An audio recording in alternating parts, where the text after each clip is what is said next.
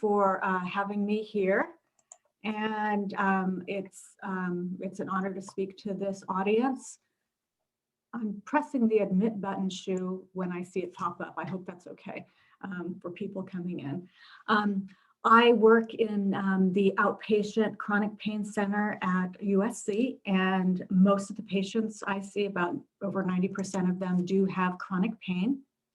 I work with a group of physicians as well as occupational therapy and physical therapy, all focused on chronic pain.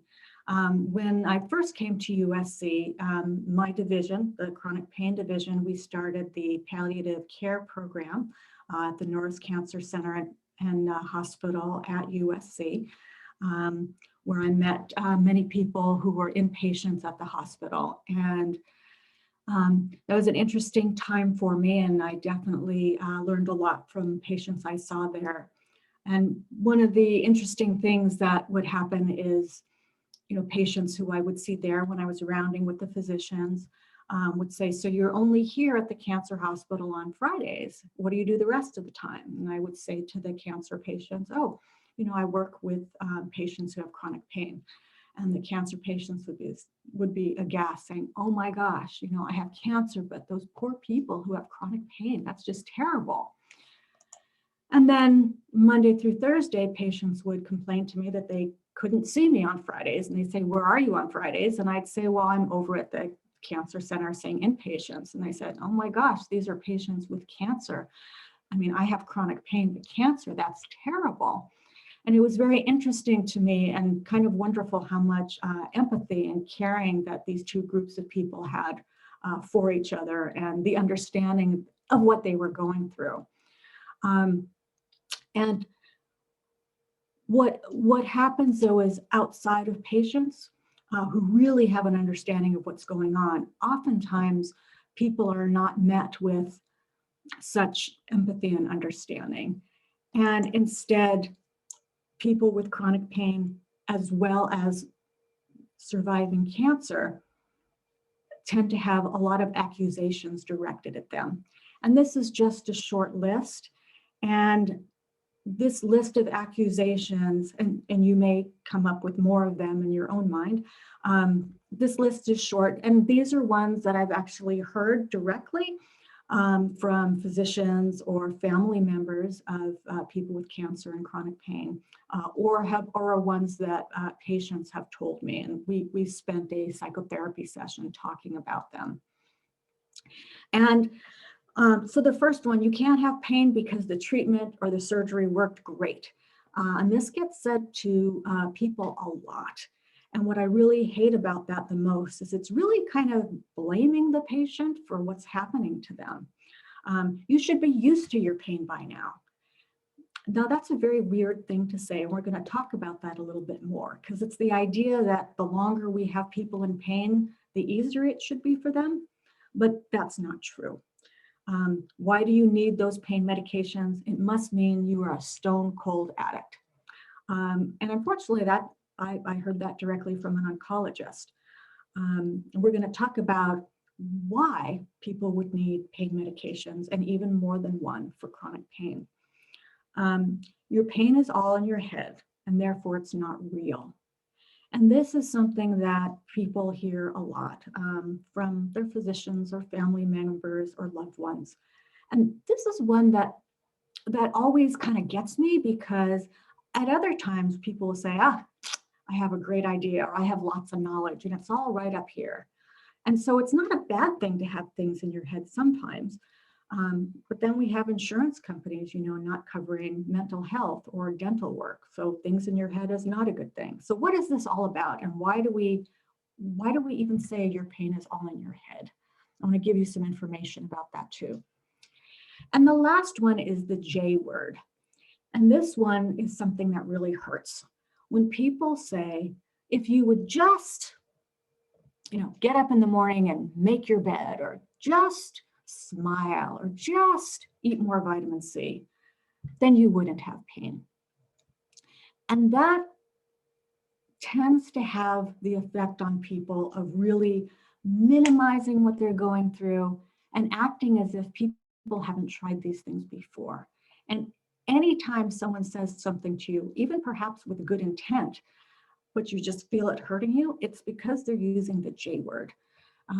And so this is something where people get accused of not doing enough to help themselves and putting all the blame on them. And my thought is the best way to counter these accusations is with information, and countering it even in our own minds so we know a little bit more about what's going on. So my goal for today is to give some basic information about even after cancer treatment, why people still have pain that becomes chronic, and to talk about where is the pain? Where exactly is it? Is it in your foot? Where else could it be? How labeling or being disbelieved about chronic pain doesn't help. And this kind of seems like a weird topic but what I have seen with patients with cancer and even non-cancer chronic pain is that that's what really hurts the most, not being believed that you actually have pain.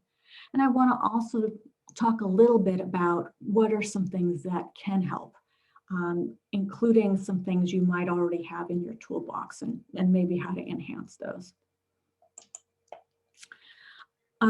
So Shu talked about this a little bit.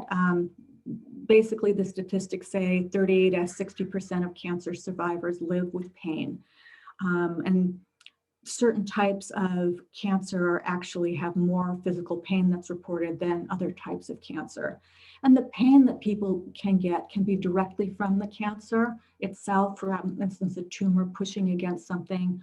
But the most common types of chronic pain tends to come from treatments,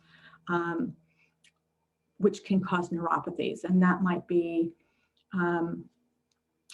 from radiation or chemotherapy, and sometimes even from a surgery, a neuropathy can result, or even direct pain because when they were doing the surgery, maybe something changed in a nerve or a muscle, or just the way everything was put back together.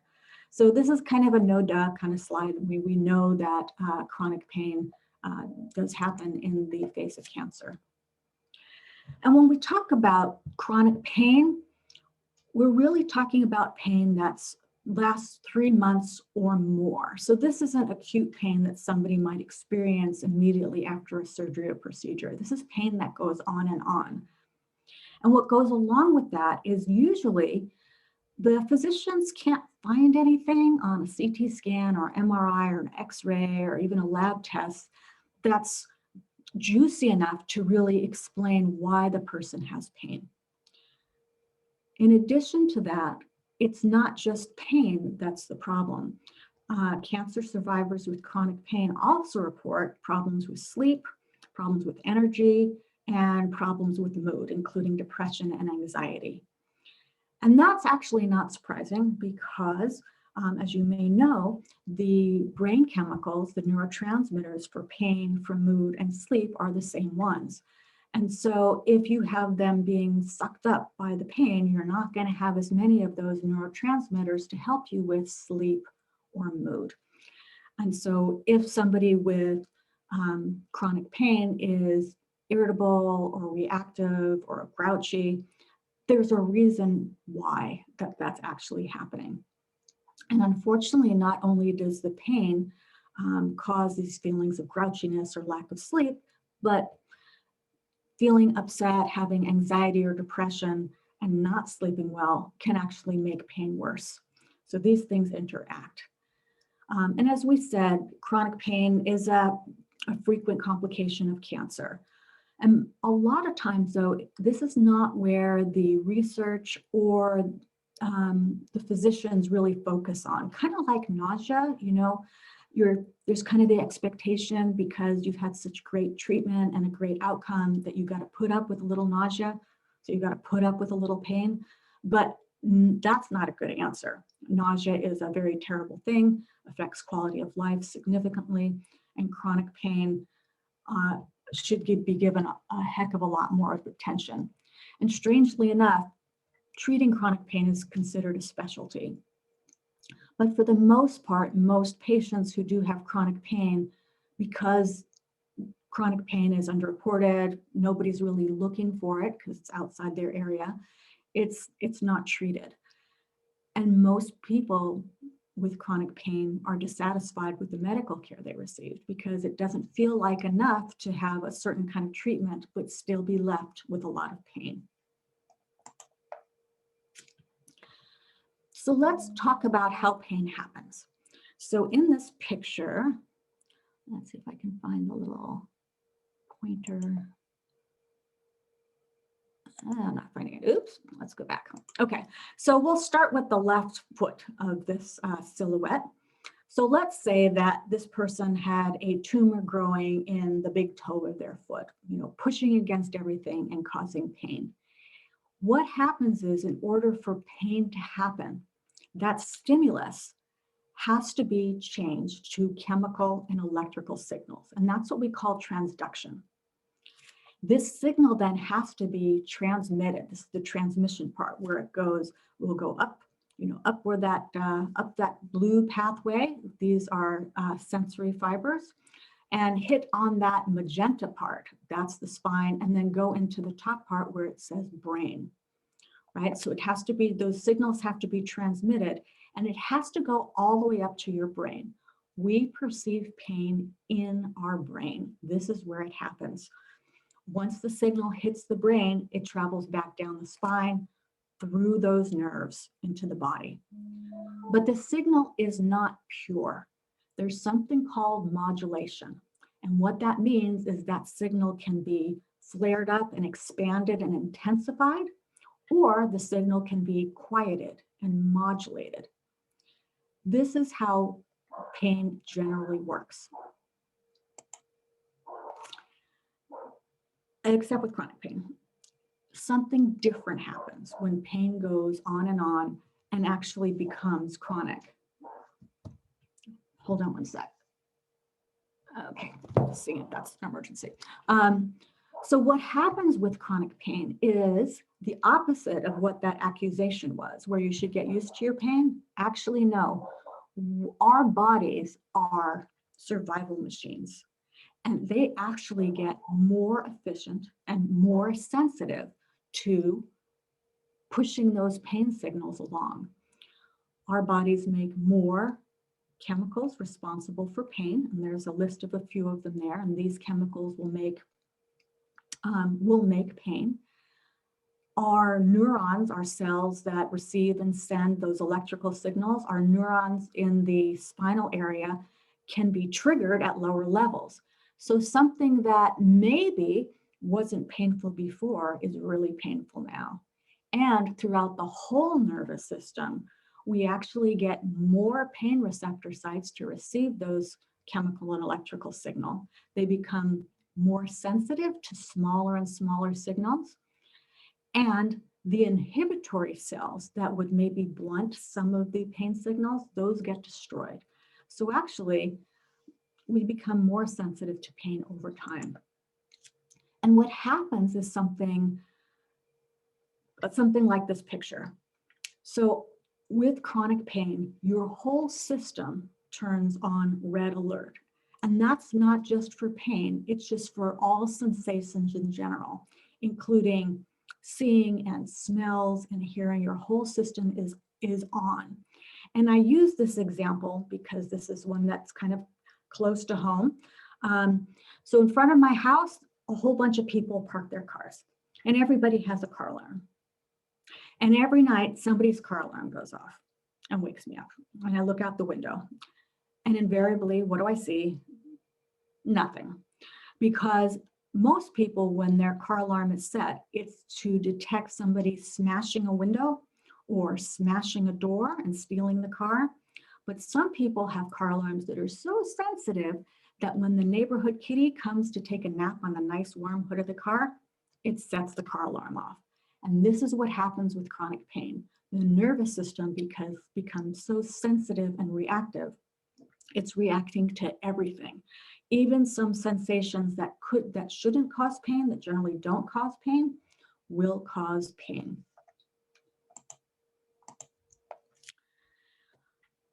All right, so this is information that's just giving you some background about pain and to kind of address some of those accusations so you can say, I knew they were wrong. So this is a picture that kind of looks like a squid attacking a piece of chewing gum. It's actually not that. This is another picture of the brain on top. The middle part is the nervous system. And that pink box on the bottom that looks like a piece of chewing gum is, I don't know what that's supposed to be. It's supposed to be skin or the body or something like that.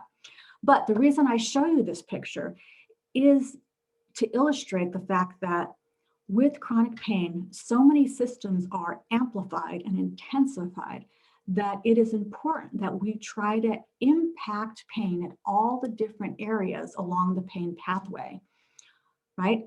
Converting to electrical and chemical signals, the transmission of the pain signal, the perception in the brain, as well as modulation, blunting the signal as it goes up or down the spine. And so in this picture, what this is showing you is depending on where you are in the pain pathway, there are different medications that might be used at that area. So there's different ones for the transduction, transmission, modulation, and perception. And as you can see, it's a variety pack of medications for pain. Opioids, antidepressants, Tylenol, local anesthetics, different medications are used because what we know is one medication generally doesn't do the trick because as we talked about, there's a lot that's happening along the pain pathway that's exacerbated when pain becomes chronic. And treatments that address pain at more than one of these pathways are going to have a better effect than just using one medication. And so this is why patients with chronic pain who receive medications and treatments generally need more than just one thing. And the research also supports this in terms of all the different things that we might use for a patient to help their pain.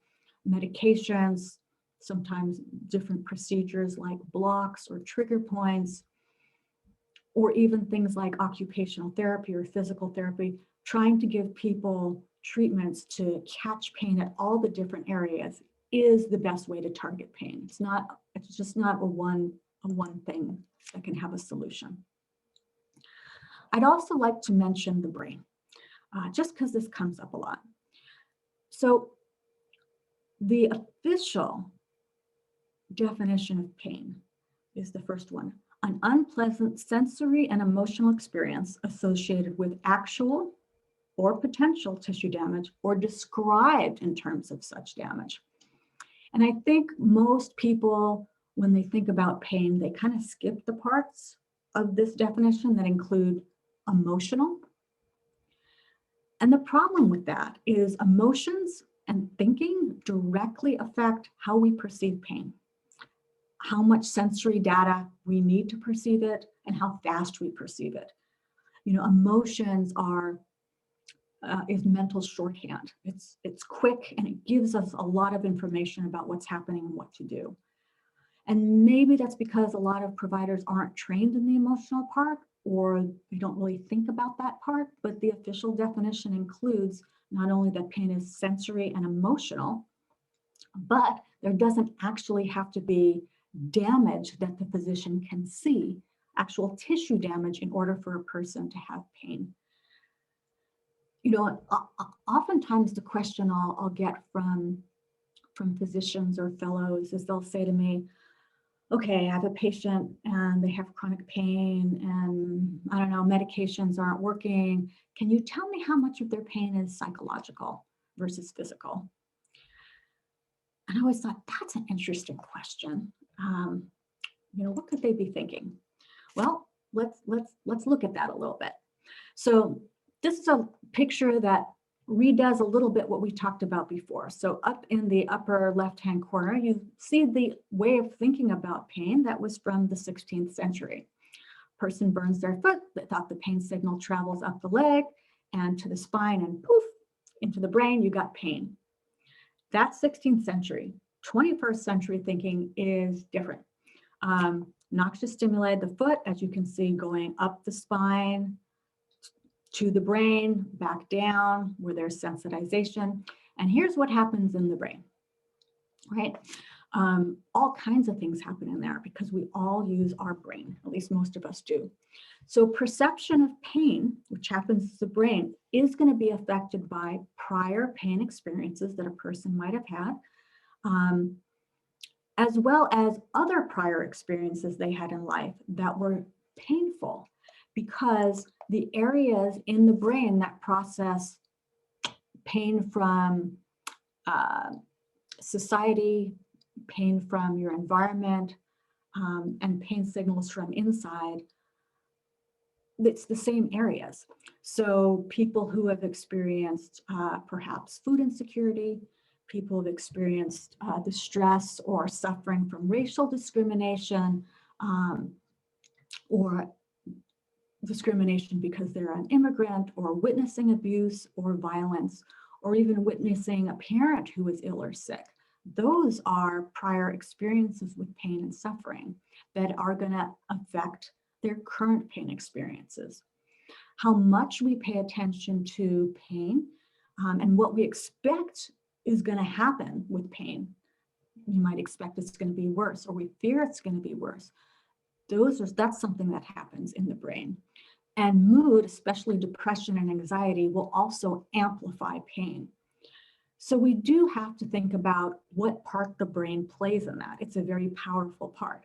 And that's something that we actually can have some control of and really think about. So yes, pain is part of your body.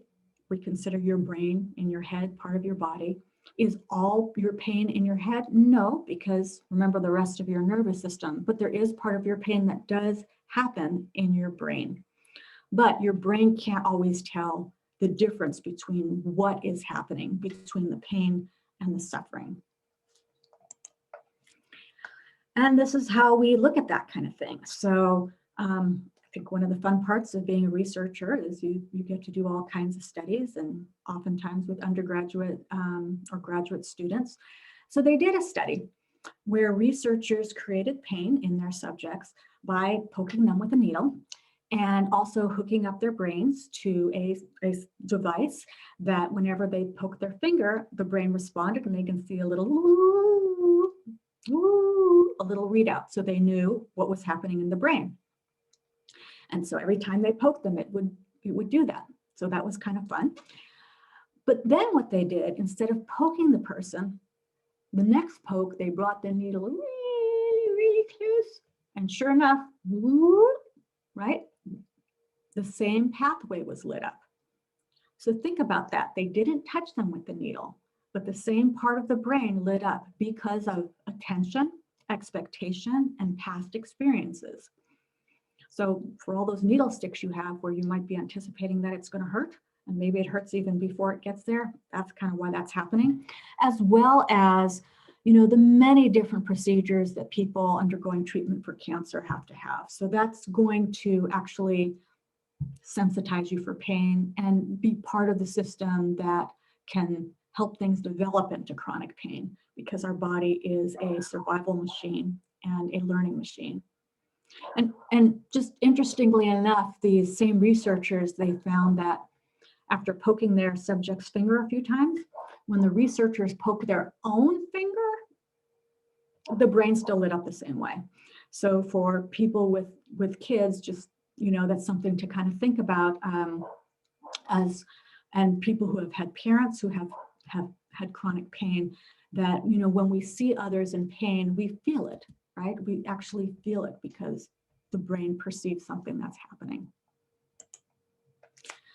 So while that tells us a lot about where pain is in the body, that the body becomes more sensitive to pain, that we really need to treat pain as many ways as we can to really impact pain, it tells us that the biomedical model doesn't always cut it, because just giving somebody a medication may not be the only answer, that we really need to think about a person's pain in terms of the whole person, right? So if I took a big metal bar and whacked five different people on their right kneecap.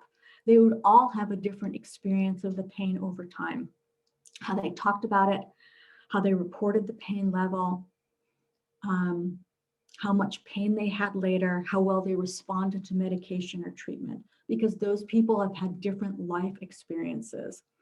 We need to take those into account when we look at somebody's chronic pain.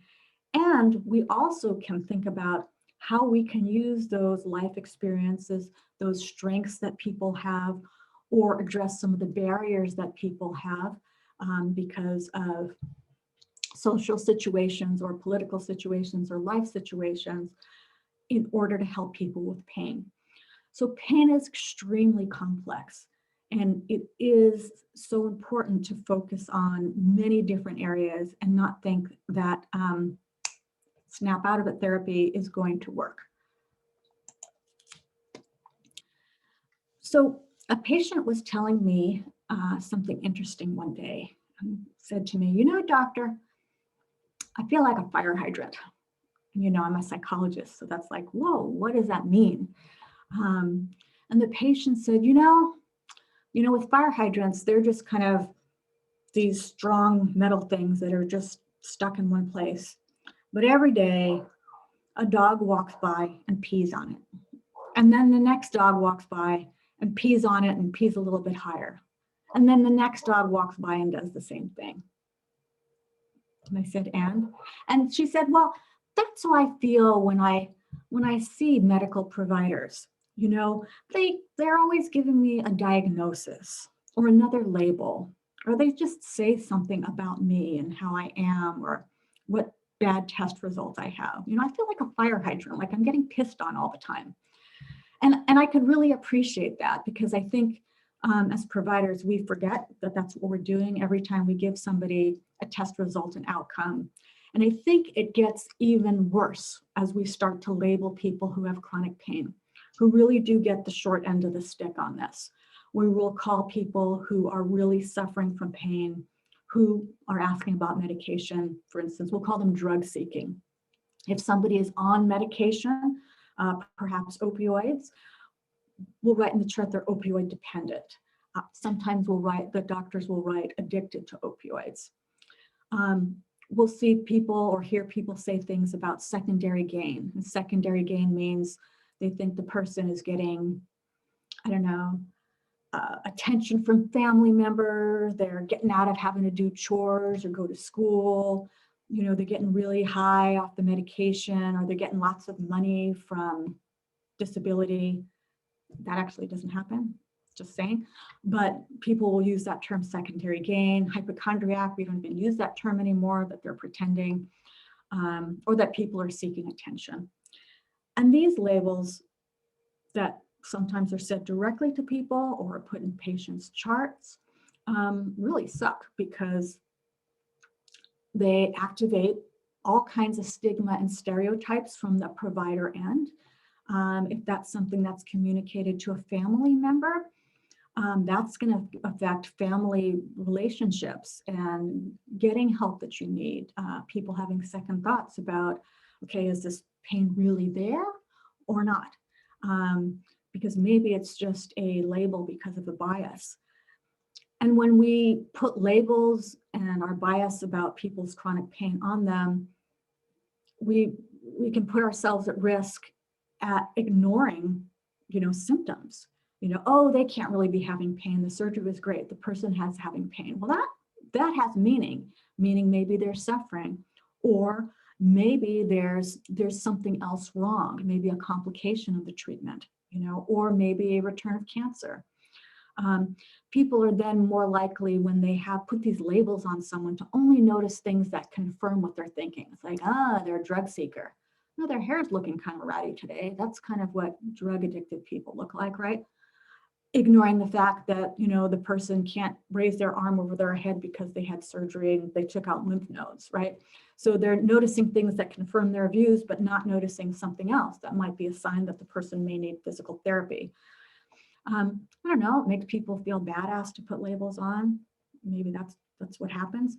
But the worst of this is that these labels and the way that family or physicians or friends act towards the patient, this becomes internalized by a patient with cancer who also has chronic pain. And starting to think that way about ourselves. And that starting to think that way sometimes becomes feeling that way, feeling demoralized and upset and saying, maybe I don't have the pain, maybe I'm making it up. And then just feeling really, really horrible and not asking for help. And this is where these labels don't help. And I think you know that. So let's talk about help. This is actually a big issue for most patients, especially patients who've had cancer or have been in a horrible accident or have gone through all kinds of treatments, who kind of have the feeling like, wow, I've really gotten a lot of help already. I shouldn't complain. I shouldn't ask for more. I should be grateful. But yet they're stuck and with having problems with chronic pain every single day, day in and day out, or a waxing and waning pattern of pain. Help is needed. And what would I like to see? So what I like to see is that people keep taking their turn at getting help. And for some people, feeling like I've already had my share, you're not done yet. Chronic pain needs help, needs to be addressed. This is a valid symptom. And, even though there might not be anything that shows up on a scan, you still need help because you know that you're having pain. And take help when it's offered. At some point, you'll be able to pay it forward or, help that family member at some point. But I really do want to encourage people to think about asking for help. I have listed here meditation, prayer, hobby, art, music, and I saw that in the presentation that Shu did, that listed, those were activities that were listed that were done by AYA, which I think is awesome. Why are these things helpful? One, for a lot of these, you can do them yourself, and you can do them often, and they help with brain and body function. These are regulating, distracting, spiritually uplifting, fulfilling activities that actually do have an impact on pain. And keep in mind, it's not just a one silver bullet to treat pain. It takes many different areas to treat pain. So even if you are getting, medication or procedures or other types of treatments, they will not all contribute, 95%. They may be doing 20% or 30%, and maybe something you're doing does 10%, or maybe you're distracted because you're into your art or listening to music. Takes you away from your pain a while, gives your body a break. You deserve that. I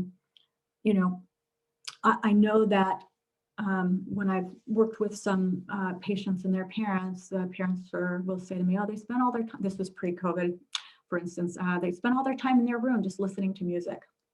Okay, does that help? They say it makes them feel better. Okay, that might be okay, right? It's something that makes you feel better. I put the mindful.usc.edu, so practicing mindfulness and meditation. These are strategies that also help manage pain, give your system a break, help with distraction, help with calming your system down. Because remember, your body is being sensitized because of the pain, and it needs little islands of relief. And anything that helps you move your body, whether it's dancing in your seat or moving your arms or swimming or even walking, is very helpful. Because one of the things that happens with being sick and being in bed for a long period of time and having chronic pain is just the stillness and stillness in fear that people end up experiencing.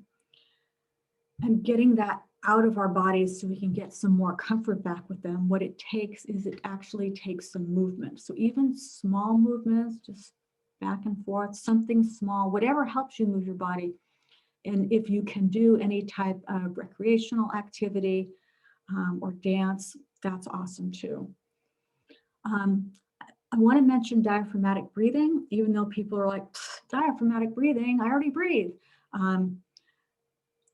Because of chronic pain, what we find is most people start breathing backwards, and your body has trained you to breathe in a way that's actually going to lock up your body even more. And learning about diaphragmatic breathing will help a person breathe in the correct way to correct some of the erroneous signals traveling up and down that spinal column to the brain. Engaging with other people. So we're in the middle of COVID. Engaging is really difficult. It still weirds me out to be talking to a little lens instead of actual people in a room. But engaging with others when you can is very, very important. Even seeing their body movements, talk that's distracting, really good, close engagement with people. That can be hard now. I see from Shu's slide that you have different support groups. This is one support group at USC for chronic pain patients. You could take a look into as one way. It's different with chronic pain because if you haven't had chronic pain, it can really piss you off when someone said, oh, I had a headache once. And you're like, well, no, I have a headache every day and it's there all the time and it's here now. And you're actually making it worse. Right, you don't want to hear about people who've had acute pain. It's going to feel a little bit more comfortable to be with people who have a chronic condition and they know about what comes with it. Think about mood and stress. It can feel like nagging. If people in your life are saying, well, you're so depressed, you should get help, or you're so anxious, we should do something about that. But what happens is that pain creates depression and anxiety. Trauma from diagnosis or treatment also can create depression and anxiety, and then it can turn on itself where depression and anxiety creates pain.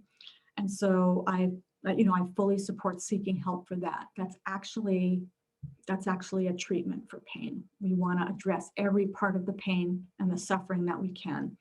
I mentioned chronic pain support groups. And if you do have chronic pain and are looking for a place to go, look for a place where they have a multidisciplinary program, where more than just medication can be considered.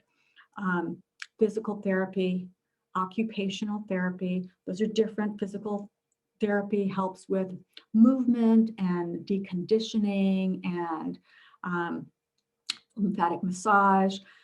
Occupational therapy is where you say, it hurts me when I keyboard, and they show you how to keyboard differently. Or I really need to figure out how to get back to school, helping you figure that out. Or how can I do the work that I did before without worsening my pain? I'm a psychologist, so I think, that psychology can be helpful, helping someone focus on pain, their experience of pain, biofeedback therapy, ways to communicate pain, and the relationship issues that come up around pain. Psychiatry, which is different. Psychiatry is through MDs who provide medication for sleep or for mood. And remember, sleep, mood, and pain, those are all tied together. We do give people antidepressants that actually can help with pain. Just saying, if you can get sleep and mood helped out a bit, that'll also help your pain. Anything through your chaplain or spiritual advisor to lift your spirit, help you with prayer, thoughts, doubts, philosophical questions, that's awesome too. As well as pain medicine. And as you remember from the squid killing the chewing gum slide, there's a lot of different medications out there that a physician who knows about pain may offer you to try to treat your pain, not just opioids. That opioids may never be offered. It may not be useful. There's many different things to try. So, okay, I think I might have been talking too fast at the end, but thank you, and we can do questions.